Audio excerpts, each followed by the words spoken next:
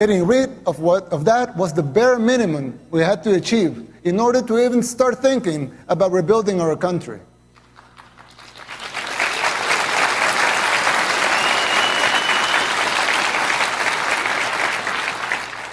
But jumping out of the water when it's already boiling is an almost impossible feat. You are not there yet. And believe me, you don't want to be. We did the unthinkable to cleanse our society. We arrested the terrorists, but we have to remove corrupt judges and corrupt attorneys and prosecutors.